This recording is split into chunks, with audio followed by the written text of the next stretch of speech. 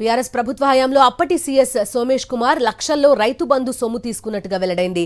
కొత్తపల్లి గ్రామంలో కొనుగోలు చేసిన భూమిపై ఇప్పటివరకు 14,05,550 రూపాయలు రైతు బంధు కింద తీసుకున్నారు. భూమి సాగు చేయకపోయినా రైతు బంధు తీసుకున్నారు.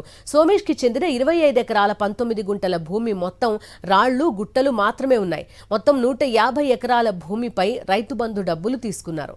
మరింత సమాచారం మా ప్రతినిధి విక్రమ్ అందిస్తారు. విక్రమ్, చెప్పండి. సోమేష్ కుమార్ కొంతకాలంగా ఇదే అంశంపైన ఆరోపణలు ఎదుర్కొంటున్నారు. ఆయన తీసుకున్న రైతు బంధు ఎంత తీసుకున్నారనే వివరాలు కూడా వస్తున్నాయి. ఎలాంటి డీటెయిల్స్ ఉన్నాయి మీ దగ్గర? ఏం చేయబోతోంది ప్రభుత్వం?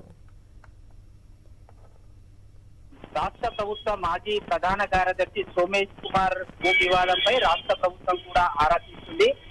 రంగారెడ్డి జిల్లా యాచారం మండలం కొత్తపల్లి గ్రామంలో 25 ఎకరాల 19 గుంటల భూమిని 2017-18 ప్రాంతంలో అతను తీసుకోవడం జరిగింది, కొనుగోలు చేయడం జరిగింది. అతని భార్య జ్ఞానముద్ర పేరుతో ఈ భూమిని తీసుకోవడం జరిగింది. గతంలో కొత్తపల్లి గ్రామానికి చెందిన నారాయణ రెడ్డి నుంచి సోమేష్ కుమార్ భూమిని తీసుకోవడం జరిగింది. ఈ భూమికి సంబంధించి ఇప్పటి వరకు 14,05,550 రూపాయల రైతు బంధును కూడా సోమేష్ కుమార్ తీసుకున్నారు.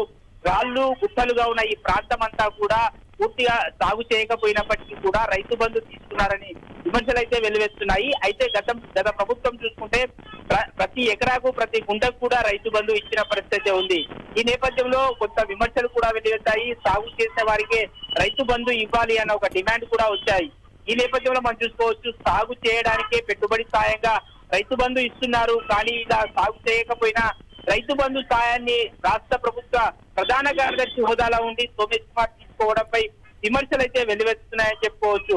మొత్తం ఆ ప్రాంతం అంతా చూసుకుంటే ప్రస్తుతం సోమేష్ కుమార్ భార్య జ్ఞానముద్ర పేరు మీద 25 ఎకరాల 19 గుంటల భూమి ఉండగా ఆ పక్కనే మొత్తం 150 ఎకరాలకు సంబంధించిన భూమిపై కూడా వివిధ యజమానులంతా కూడా రైతు బంధు తీసుకోవడం జరిగింది. ఇప్పటికే మనం చూసుకోవచ్చు, సోమేష్ కుమార్ సంబంధించి భూ వివాదంపై రాష్ట్ర ప్రభుత్వం ఏ విధంగా ముందుకు వెళ్తుంది అన్నది ప్రస్తుతం అందరినీ ఆసక్తికరంగా మారిందని చెప్పుకోవచ్చు. మొత్తంగా మనం చూసుకోవచ్చు, ఈ రాష్ట్ర ప్రభుత్వ మాజీ చీఫ్ సెక్రటరీ సోమేష్ కుమార్ ఈ వార్తల్లోకి రావడం, ఈ భూ వివాదంపై రాష్ట్ర ప్రభుత్వం ఎటువంటి చర్యలు తీసుకుంటుంది, ఇతర ఐఏఎస్ అధికారుల మీద ఆస్తుల మీద విచారణ చేస్తుందా అన్నది ఇప్పుడు ఆసక్తికరంగా మారిందని చెప్పుకోవచ్చు.